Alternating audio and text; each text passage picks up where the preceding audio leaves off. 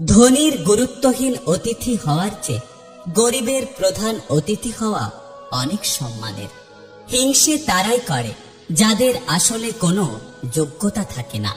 কাউকে বিশ্বাস করার আগে 10 বার ভাববেন, কারণ কখনো কখনো নিজের দাঁতই নিজের জিভকে কামড়ে দেয়। সৎ লোক শতবার বিপদে পড়লেও ঘুরে দাঁড়ায়, কিন্তু অসৎ লোক বিপদে পড়লে আর কখনো দাঁড়াতে পারে না। কোনো কাজে হাল ছেড়ে দিও না।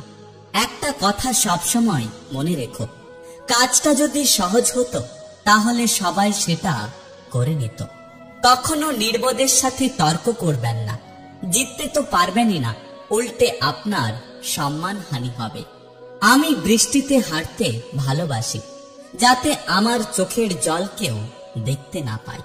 যারা তোমার পেছনে তোমার বিরুদ্ধে কথা বলে, আসলে তাদের অবস্থান সেখানে। তারা সবসময় তোমার পেছনেই পড়ে থাকবে।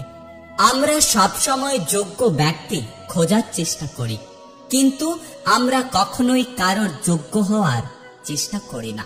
সমাজে সফল ব্যক্তি বলতে শুধু টাকা পয়সা উপার্জন করাকে বোঝানো হয়। আমার সবচেয়ে প্রিয় বন্ধু হলো আয়না, কারণ আমি যখন কাঁদি তখন সে আমার সামনে হাসে না। জীবনের সব ঝড় আপনার ক্ষতি করতে আসে না, কিছু কিছু ঝড় আসে আপনার পথ পরিষ্কার করার জন্য। ভীরুরা মরার আগে বারবার মরে, আর সাহসীরা মৃত্যুর স্বাদ একবারই নেয়। সত্যিকারের জীবন হচ্ছে অন্যের জন্য বেঁচে থাকা।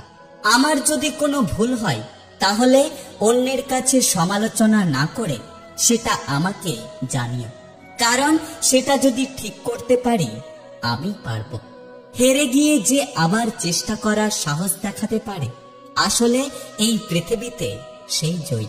কেউ তোমার মূল্য দিক বা না দিক, তুমি সৎ কাজ করে যাও, কারণ এর প্রতিদান তোমাকে মানুষ নয়, বরং স্বয়ং ঈশ্বর দেবেন।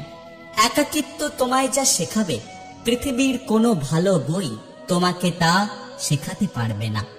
অসৎ সঙ্গে মেশার থেকে জীবনে একা একা থাকা অনেক ভালো। জীবনে সমস্যার প্রয়োজন আছে, সমস্যা আছে বলেই সফলতার স্বাদ এত ভালো। সত্যিকারের নেতা তো তারাই, যারা মানুষের স্বাধীনতার জন্য যে কোনো কিছু উৎসর্গ করতে রাজি থাকে। জীবন থেকে পালিয়ে কখনো বাঁচা যায় না।